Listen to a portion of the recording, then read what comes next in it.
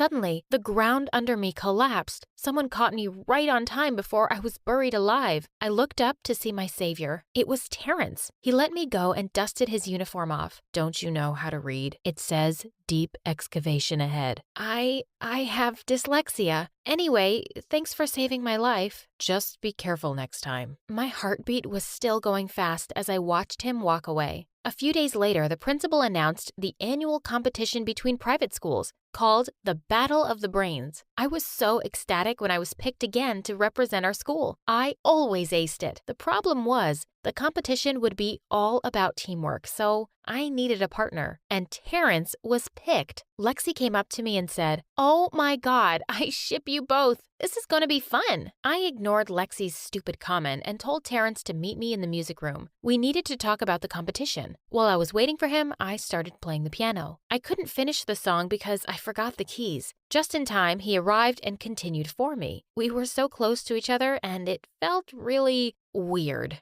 I was about to move, but the way he played was hypnotizing. I flinched when I felt a spark as our fingers touched. He looked down at me after he finished playing. "That's how you do it. I don't need piano lessons right now. We need to plan a strategy. Just focus on the spelling. Memorize the letters of the longest words, and we'll be fine." "Don't underestimate me, Terrence.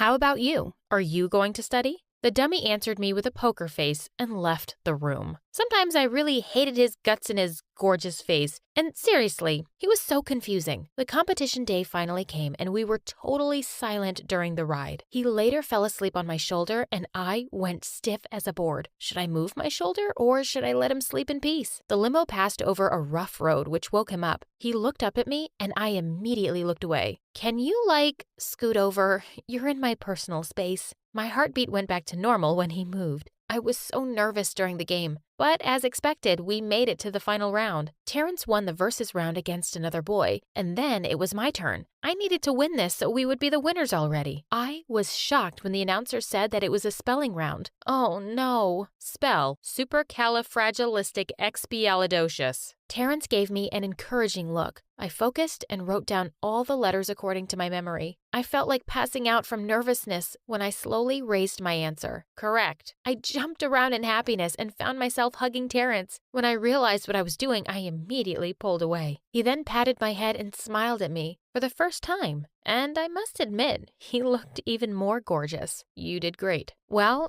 thanks for your advice. Lexi showed up to congratulate us. Oh my gosh, you guys were so good. You two should get married already. Ugh, Lexi and her random fangirling. Terrence smiled at me in the hallway the next day, and it made me feel something in my stomach. What a miracle that he wasn't wearing his headphones and holding his phone in front of his face. Suddenly, the girls started screaming. I went to see what was happening and was shocked to see Pierre in our school uniform. He was showing everyone my pictures that he took on his phone. Oh, finally. There's my girl. Pierre immediately walked up to me and kissed me on the cheek. What are you doing here? I told you. I wanted to see you again. I enrolled in your school just to be with you. I didn't know what to say. Pierre kept following me around and it bothered me. I wanted to turn him down, but I felt bad for breaking a nice guy's heart. Mademoiselle, come. I have a surprise for you. I told Pierre that I still had a class, but he grabbed my arm and was about to pull me outside when someone grabbed my other arm. It was Terrence. Come on,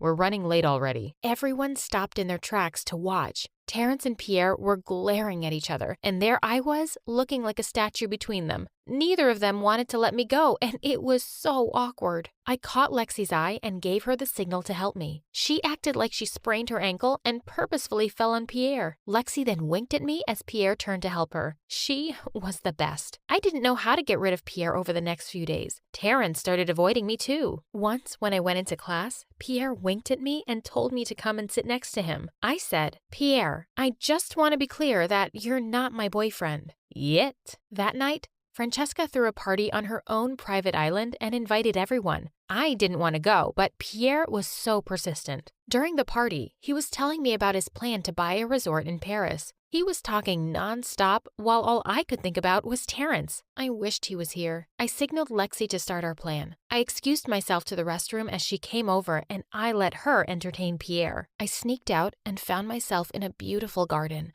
While I was smelling some flowers, I suddenly felt someone's presence beside me. I turned to see Terrence.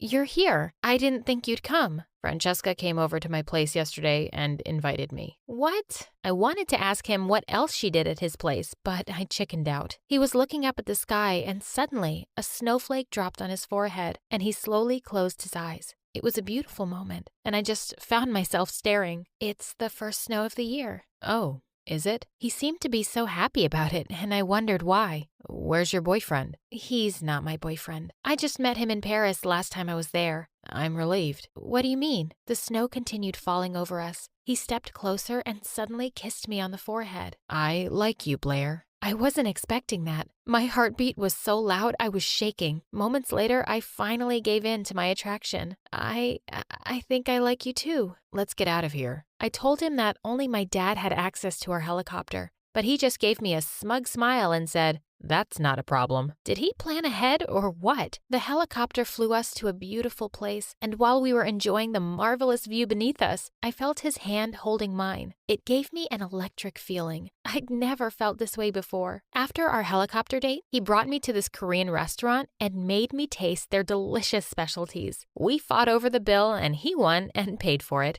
I then gave the waiter a tip, a key to a car. That's very generous of you, but I prefer giving tips like this. He gave the waiter a business card and told him that his secretary would assist him in enrolling in the school of his choice. Education is more important, Blair. Oh, he was wiser than I thought. It was almost midnight when we strolled in the park. When I complained about my high heels hurting my feet, he gave me a piggyback ride. This man had never failed to surprise me. We were inseparable over the next few weeks, while Lexi always ended up distracting Pierre. One day, Terrence was teaching me Korean when Lexi kept calling me. I was enjoying our session, so I ignored her calls. Later that day, I was on my way to my locker when I saw Francesca's dog again. It started chasing me and I ran into the nearest room. While I was catching my breath, I was surprised to see Pierre in there too. Bonjour, mademoiselle.